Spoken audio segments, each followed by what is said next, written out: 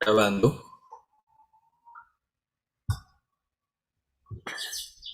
Bien, creo que tenemos a la mayoría. Y si no, bueno, pueden regresar siempre a revisar el tema. Bueno, vamos ahora un poco para consolidar la, digamos, a manera de resumen de los capítulos anteriores. Vamos a revisar un poco los principales síndromes que hemos aprendido en estas semanas en lo que es aparato respiratorio. No voy a poder tocar ni todo ni a profundidad, así que un poco la idea de esta sesión es que destacar los aspectos más relevantes, lo que no debemos olvidar eh, cuando enfocamos un paciente con patología respiratoria.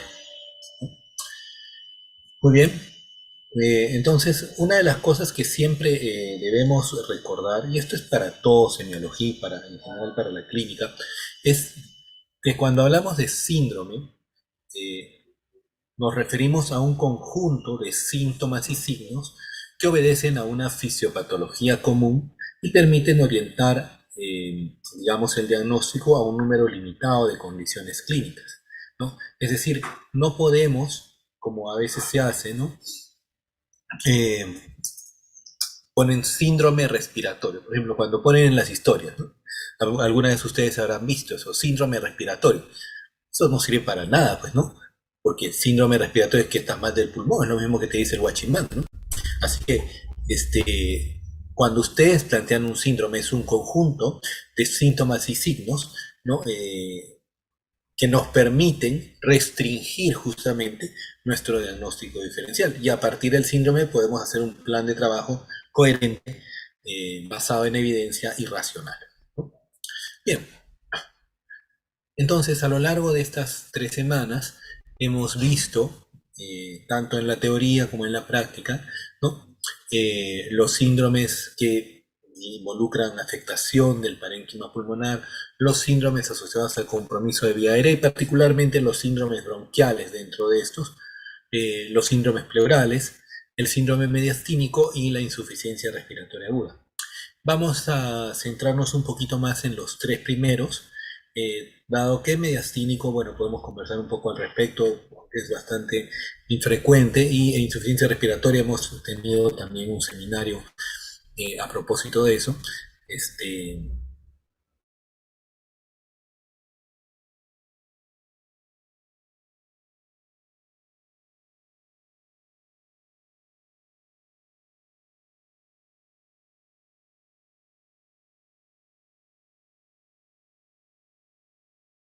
Ver en la práctica son aquellos que comprometen al parénquima pulmonar, ¿no? Y acá es importante recordar que no existe, y eso es otro error común, no existe el síndrome parenquimal pulmonar. Existe un grupo de síndromes que afectan al parénquima pulmonar, pero que cada uno de ellos tiene un detalle particular, ¿no? Eh, entonces, los que comúnmente vamos a ver es consolidación, atelectasia, fibrosis y enfermedad pulmonar intersticial difusa, que realmente son muy difíciles de separar porque la enfermedad pulmonar intersticial difusa finalmente lleva a la fibrosis, así que en esencia son indistinguibles. Dos síndromes que son casi históricos, que son el síndrome de tumoración pulmonar y el síndrome cavitario, que no los vamos a tampoco tocar muy en detalle porque corresponden a, digamos, representaciones casi históricas. Podemos, de repente, alguien si tiene algún interés particular, podemos también verlo en las preguntas. Así que nos vamos a centrar en consolidación, atelectasia e enfermedad pulmonar intersticial difusa como los principales síndromes que van a afectar el parénquima pulmonar. Entonces, síndrome de consolidación, que es probablemente el más común, que todos seguramente han tenido oportunidad de ver pacientes con cuadros de consolidación, involucra, desde el punto de vista de fisiopatología, el reemplazo del aire en el interior del acino pulmonar, del alveolo, por líquido, células o ambos. Y es importante mencionar que se reemplaza, se llena de líquido el alveolo, pero los bronquios se mantienen relativamente indemnes, lo cual facilita la transmisión de los sonidos. Y eso es responsable, ¿no? Acá pueden ver, por ejemplo, un alveolo en donde pueden ver que todo el contenido está lleno de un material proteináceo en lugar del aire que normalmente debería existir. Esto de acá, ustedes saben, el líquido y las células son mejores transmisores del aire y por lo tanto se va a ver facilitada la transmisión de la vía aérea si el bronquio está indemne, ¿no? Entonces, si el bronquio está indemne, va a haber una mayor transmisión. Y por eso es que la consolidación cursa con incremento de la transmisión de la voz, que es una particularidad del síndrome de consolidación, ¿no? Y generalmente lo que hay es una anoxia, típicamente el modelo clásico de consolidación es neumonía, donde lo que ustedes ven es esencialmente colonización y proliferación e inflamación a nivel del alveolo que se desplaza hacia los alveolos contiguos y hacia los sacos alveolares hasta que esto se limita por la cisura, adoptando una distribución lobar. Por eso se llama neumonía lobar habitualmente. Entonces, ¿qué es lo que vamos a ver? Si ustedes, digamos, si esto de acá es una representación eh, acá, ¿no? Esta es la representación de una persona y esto es una representación ya muy simplificada y grotesca donde el tubo amarillo es la vía respiratoria y el cilindro es el parénquima pulmonar. Lo que va a ocurrir es que este aire que normalmente está reemplazado por líquido y eso va a generar aumento del frémito vocal, aumento de la vibración vocal, ¿no? Y esto es algo muy muy particular, como les repito, porque casi todas las condiciones respiratorias disminuyen más bien el frémito o la vibración, siendo la consolidación probablemente la única que aumente significativamente la transmisión de la voz, ¿no? Y esto, como en la palpación, se va a ver como aumento del frémito vocal. En la percusión, la sonoridad de, del parénquima lleno de aire, normalmente el alveolo en vez de aire va a tener líquido y va a dar un sonido apagado, no un sonido que se denomina mate, va a haber matidez. Ya la auscultación, este aumento de la transmisión de la voz va a dar lugar a la presencia de broncofonía, hectoriloquia, ¿no? Que son básicamente fenómenos asociados a incremento en la transmisión de la voz y la presencia de soplo tubario, es decir, vamos a escuchar igualito como si fuera el ruido traqueobronquial, pero transmitido hacia la zona más periférica. Y desde luego, al momento de la auscultación, vamos a escuchar estertores de tipo crepitante, ¿no? Ruidos húmedos hacia el final de la inspiración, ¿no? De modo tal que en la consolidación lo que vamos a encontrar, generalmente la anamnesis, tos, expectoración, fiebre, si es muy extensa puede haber músculos accesorios, pero tal vez los elementos nucleares y más importantes es el aumento del frémito vocal, la matidez a la percusión, la presencia de estertores crepitantes, soplo tubario y aumento de la transmisión de la voz en forma de broncofonía, pectoriloquia o pectoriloquia áfora. Ahora bien, ya considerando todas estas, digamos, este patrón clínico, tenemos que hacer un diagnóstico diferencial. Y bueno, largamente, y cuando hablamos de un síndrome de consolidación agudo, largamente lo más común es enfrentarnos a una neumonía, que puede ser por gérmenes típicos, atípicos, neumonías tuberculosas o metatuberculosas, que es una neumonía bacteriana sobre la base de una infección tuberculosa. Es importante también distinguir acá, hasta hace unos 20 años o 30 años se hablaba de neumonía típica y neumonía atípica, y realmente esos términos ahorita no tienen mucho sentido porque no existe correlación entre el patrón típico o atípico de la neumonía y la presencia de algún germen particular. Por eso es que ahora más bien se dice neumonía por gérmenes atípicos, por ejemplo, ¿no? Sin embargo, también puede haber neumonías micóticas, aspergillus, citoplasma, etcétera, o parasitarias, ¿no? Y eventualmente pueden haber, por ejemplo, un proceso inflamatorio pulmonar por el pase de formas larvarias hacia la parte pulmonar. Esto se conoce como síndrome de Leffler. Eh, y también puede haber inflamaciones alveolares de origen no infeccioso. Esto se denomina neumomitis, ¿no? Que puede ser por diversas conectivopatías, neumonitis química o síndrome de Mendelssohn que resulta de la aspiración de ácido clorhídrico en pacientes que han vomitado, ¿no? Neoplasias, por supuesto, pueden también llenar digamos, los alveolos de células neoplásicas y el infarto pulmonar producto habitualmente de un embolismo pulmonar. El embolismo pulmonar genera un infarto de las arterias pulmonares y genera una zona de consolidación adyacente. Entonces, si bien es cierto, neumonía representa largamente la mayor parte de consolidaciones agudas, existe un diagnóstico diferencial y cuando tengamos dudas diagnósticas debemos plantearnos pues, un diagnóstico diferencial amplio como hemos comentado. Esto es el patrón clásico, ¿no? Imágenes algodonosas en donde se ven las ramificaciones del bronquio. Estas ramificaciones bronquiales a manera de árbol se llama broncograma aéreo y nos indican que efectivamente el parénquima pulmonar está comprometido, pero se mantiene indemne la vía bronquial. Esto se suele ver mucho mejor en la tomografía, ¿no? Vean ustedes, por ejemplo, en esta imagen tomográfica, cómo tenemos un gran foco de consolidación, pero el árbol bronquial se mantiene indemne.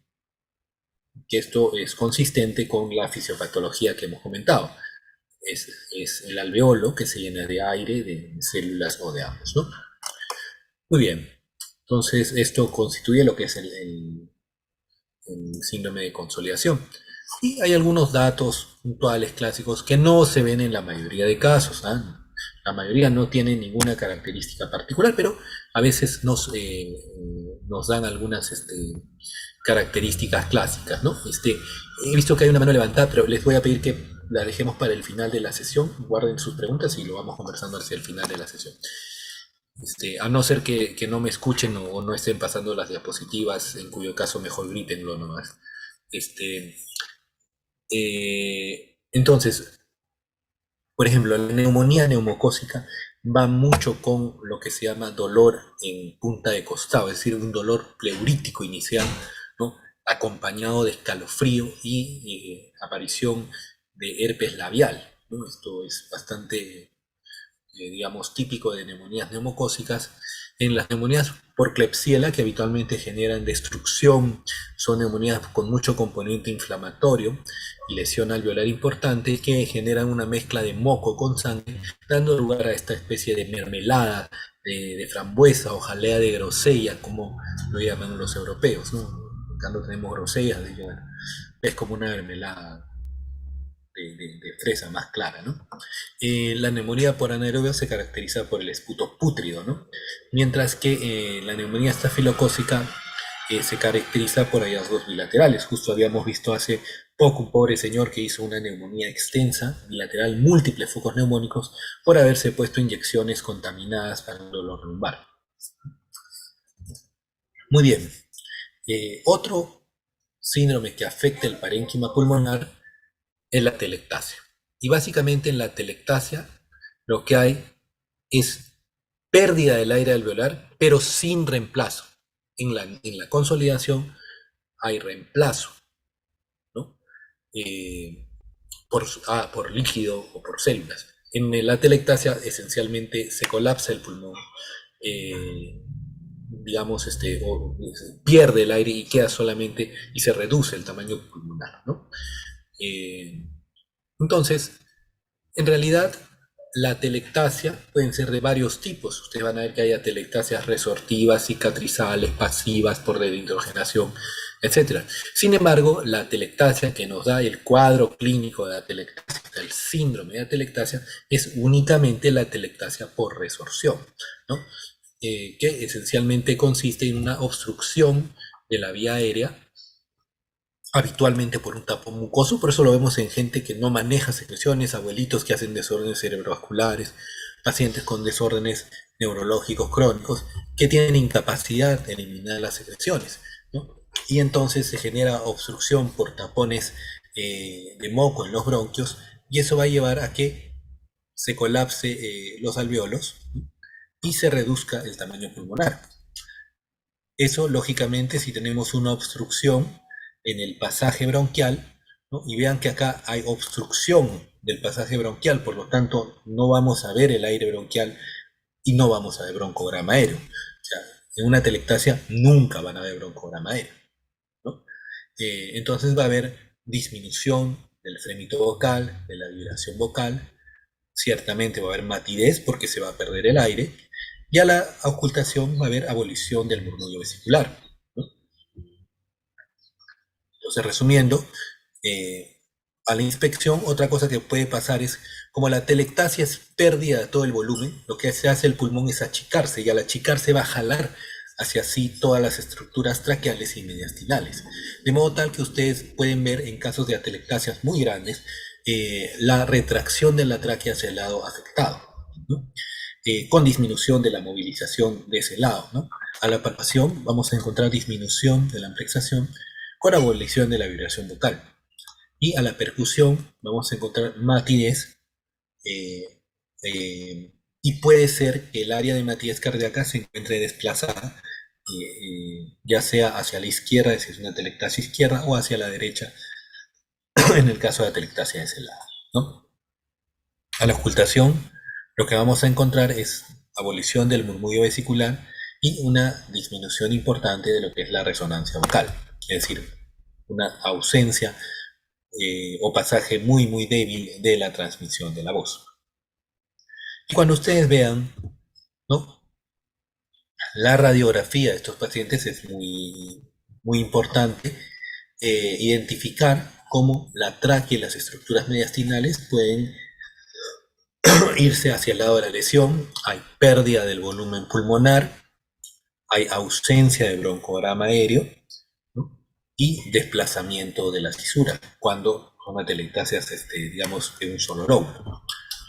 Acá pueden ver, por ejemplo, dos casos de atelectasia masiva. Ven acá en este primer panel de la izquierda, ¿no?, una atelectasia de todo el pulmón izquierdo. No ven corazón a este lado, ¿no? Entonces es una radiopacidad homogénea. Y en esta de acá pueden ver acá una atelectasia completa del pulmón derecho. Vean la pérdida del volumen pulmonar. Miren cómo la tráquea está traccionada hacia este lado, ¿no? Esto es importante para distinguirlo del derrame pleural masivo. O sea, cuando ven pulmón blanco,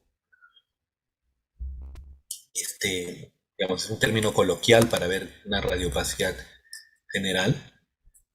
Si ven un pulmón blanco, es o una atelectasia masiva o un derrame pleural masivo.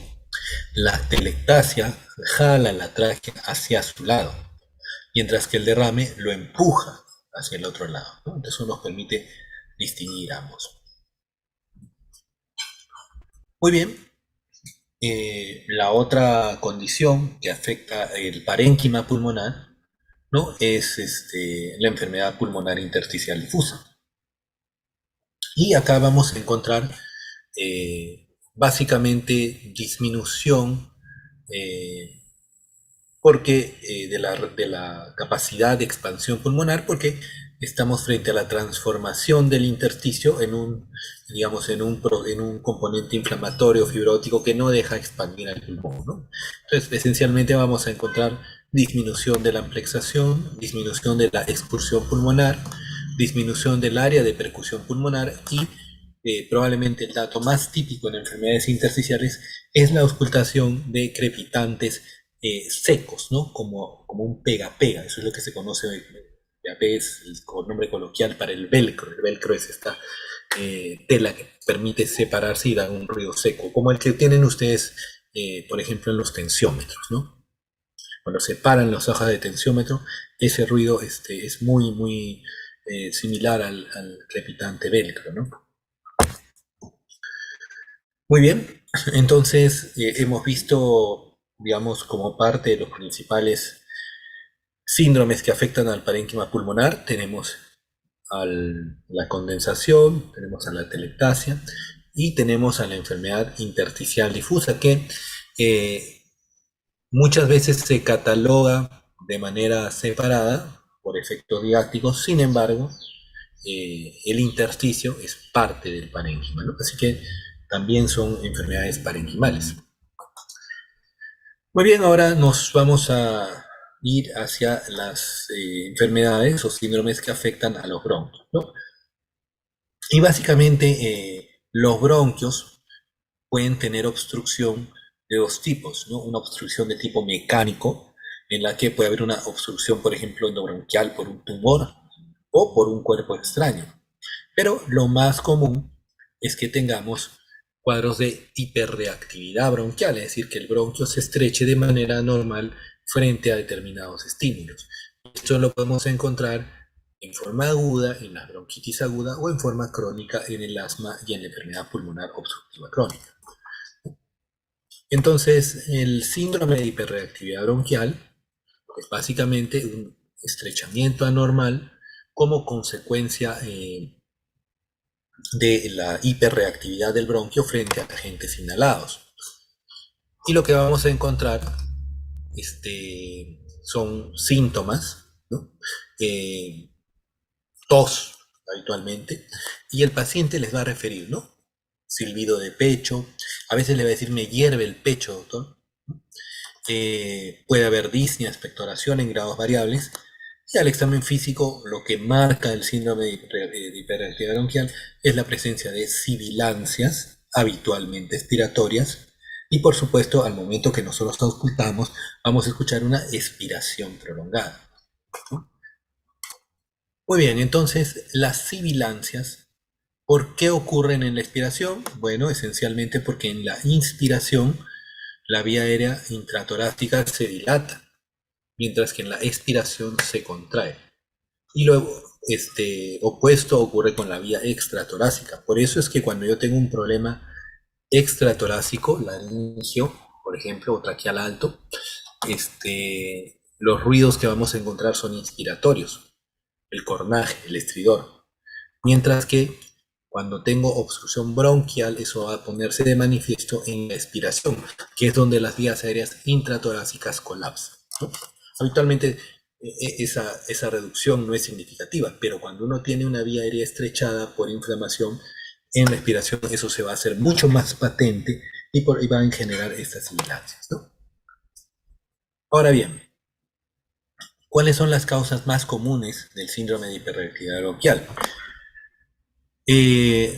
Si vemos las causas agudas, largamente, y lo que más vamos a ver en la práctica, bronquitis aguda. Y desde el punto de vista de enfermedad crónica o crónica reagudizada, el asma bronquial y la enfermedad pulmonar obstructiva crónica, ¿no?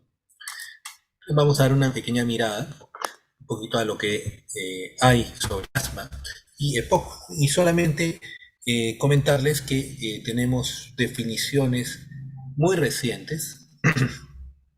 El 2023 se hizo el consenso o se hizo el último consenso sobre asma y el 2024 sobre enfermedad pulmonar obstructiva crónica, ¿no? Entonces, la definición de asma en base al consenso del 2023, esto lo pueden ver se llama GINA, buscan GINA asma y van a ver, bueno, todo el consenso completo, y básicamente es una enfermedad caracterizada por inflamación crónica de la vía aérea, caracterizada por la historia de síntomas como sibilancias, disnea, dolor, sensación de opresión torácica y tos, que son variables en el tiempo y que también varían en intensidad, asociados a una limitación del flujo aéreo expiratorio que es fluctuante o variable.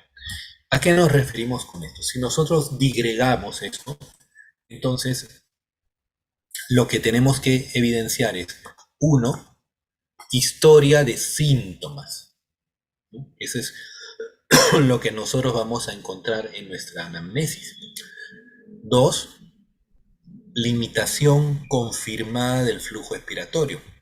Y tres, ¿no?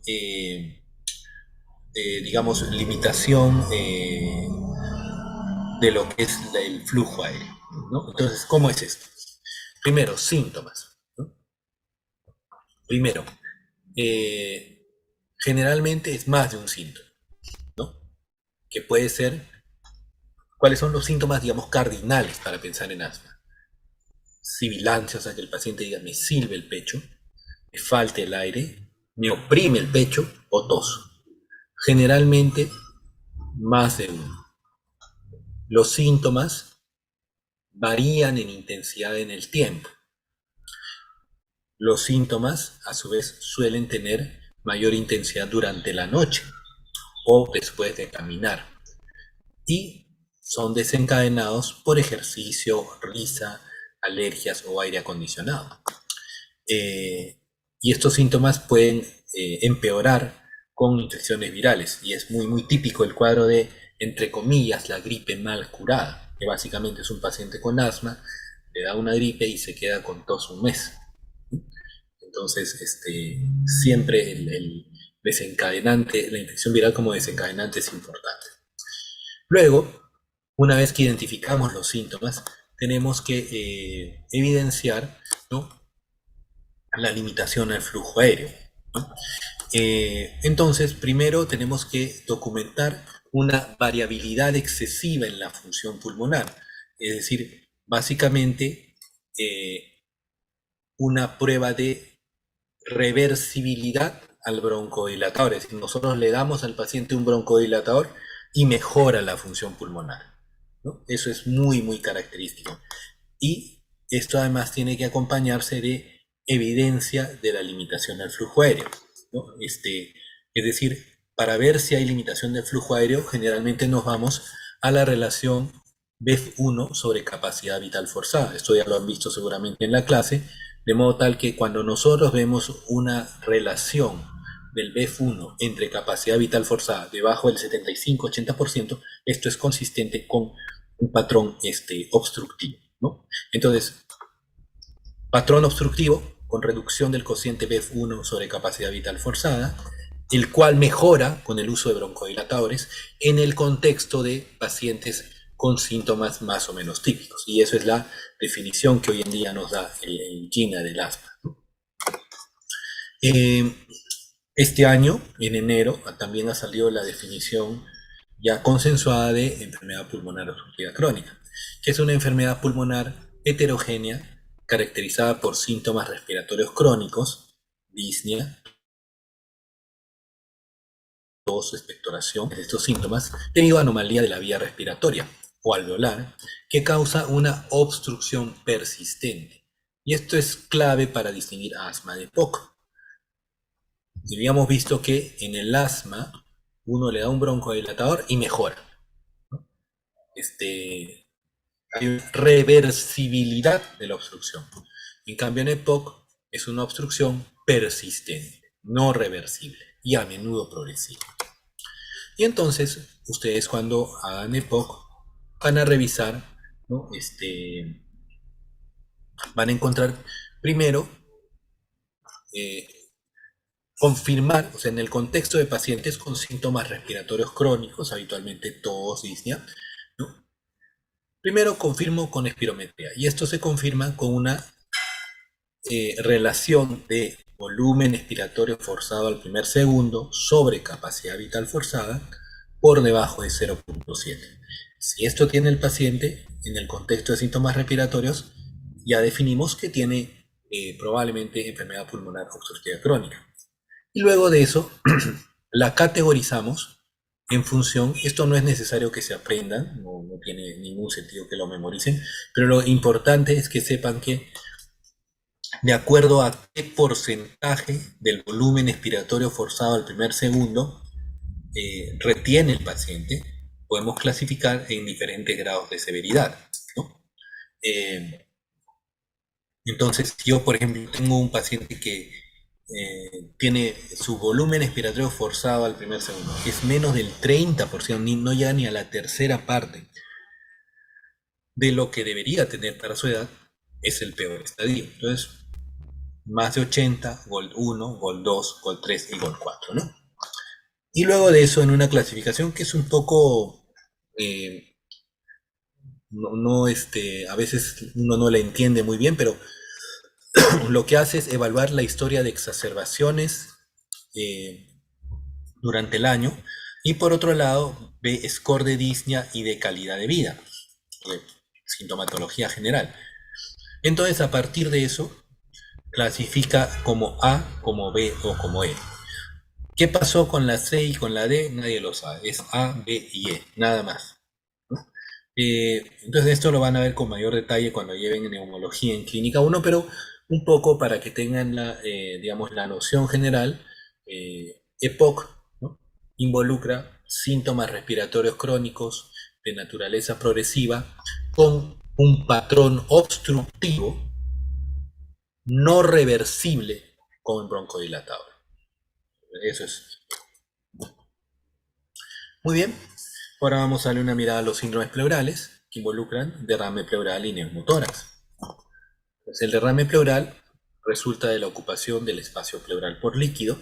Este líquido va a amortiguar el sonido y por lo tanto va a disminuir todo lo que es frémito y vibraciones vocales, ¿no? En el límite superior del derrame va a haber una interfase líquido-aire que va a distorsionar el sonido y va a hacer que cuando el paciente diga la letra I, ¿no?, nosotros vamos a escuchar como si fuera una E, a manera del balido de una cabra.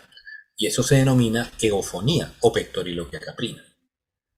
Y por otro lado, generalmente para que haya alguna, digamos, para que sea evidenciable el examen clínico, debe haber un derrame de al menos 300 centímetros. Entonces, lo que vamos a tener es, como les digo, un colchón de agua que va a generar una disminución de la vibración vocal, ¿no?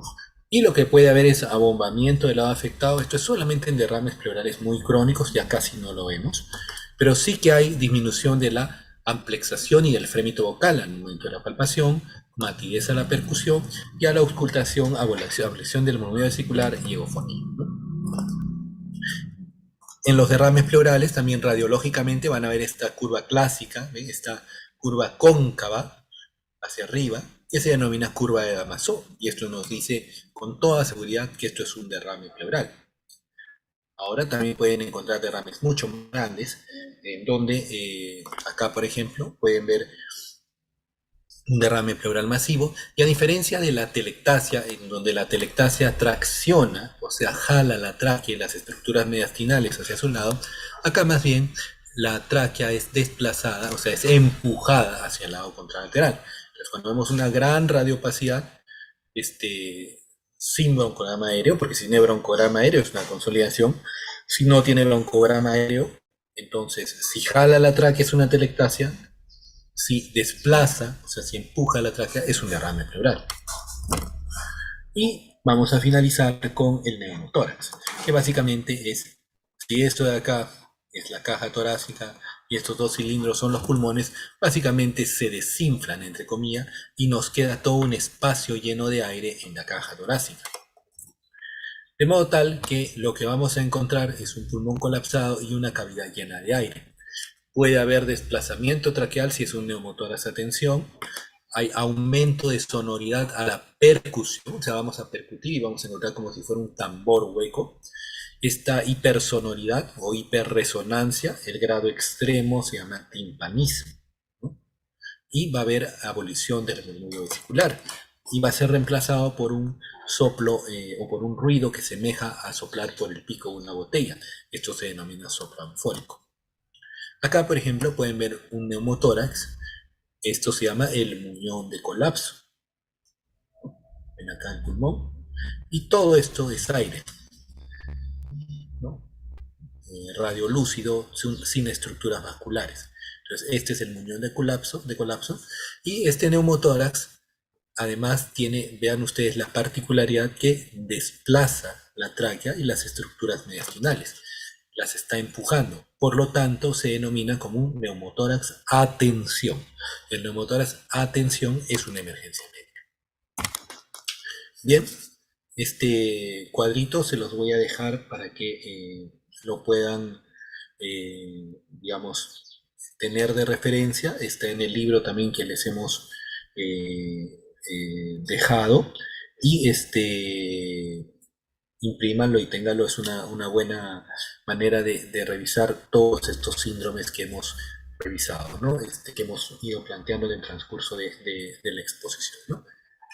Así que bueno, con esto quiero, digamos, dar por finalizado esto y la idea era también dejar un espacio, porque dado que esta es la última clase, eh, vamos a dar un pequeño espacio de 10 minutos para cualquier cosa, cualquier pregunta de cualquier cosa de neumología o de medicina o de lo que quieran, podamos intentar absorber.